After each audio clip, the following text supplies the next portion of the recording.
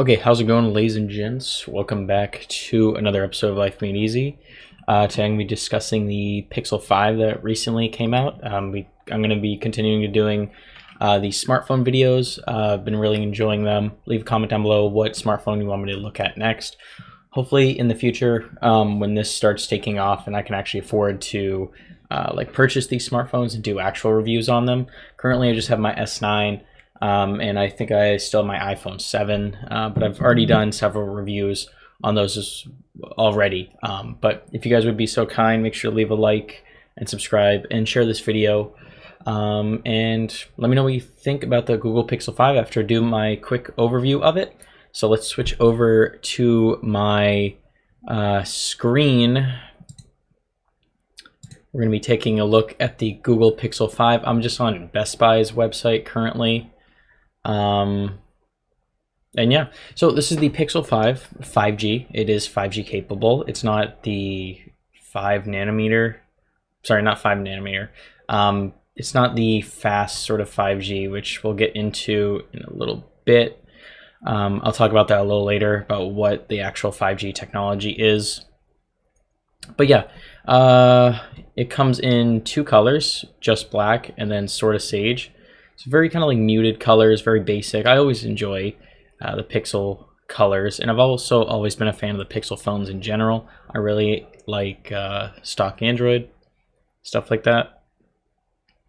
And it's usually pretty optimized for Pixel devices the same way iPhones and iOS is optimized for their hardware. So this is what it looks like. These are the different pictures. I do like the design. It's very Pixel-esque.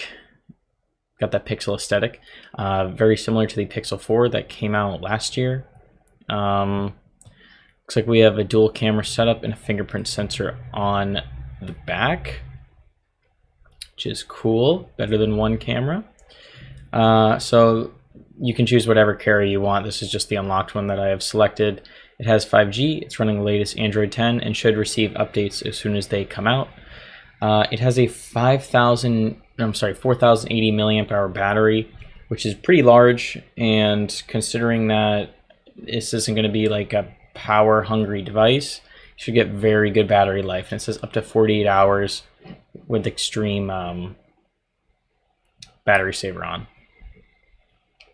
So the screen size is 5.96 inches, which is it's a good size. It's almost 6 inches. It's bigger than my phone, which I have S9. This is 5.8, so it's even bigger than this. It's got water resistance. It's got 8 gigs of RAM, an 8 megapixel front-facing camera that I have seen test footage of, and it's actually pretty sharp. This is the issue I have with this phone. I love the Pixel to death. I hope they continue their lineup in the future because I like what they're doing with the devices. This is the issue I have, is that it's running a Qualcomm Snapdragon 765G, which is not the latest Snapdragon 865 Plus that's come out. I really wish they could have put a good processor in here. It's not a bad processor by any means, but it's just very underwhelming for the amount of money you're paying. This is $699. This isn't exactly like a budget option.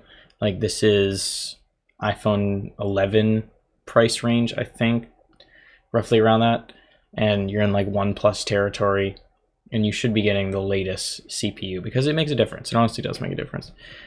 120 gigabytes of onboard storage. That's great. It's plenty. I know the new iPhones, the iPhone 12, like only a 64 still, which is, it's mind-boggling how they still get away with that and take stuff out of the box when you actually purchase it. It's like they're giving you less and charging you the same price, which is not really fair.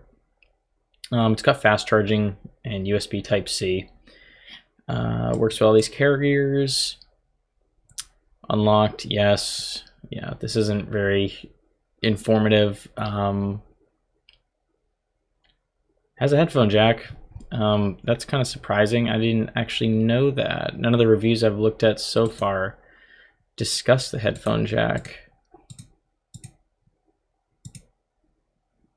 But it's kind of weird how they do that, how companies do that, how they're giving phones with low prices a headphone jack. Oh, here we go. This is the important stuff. We have a OLED display at 1080p, which is great.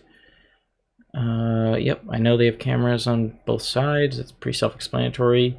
4080 milliamp hours, as I said earlier, very large.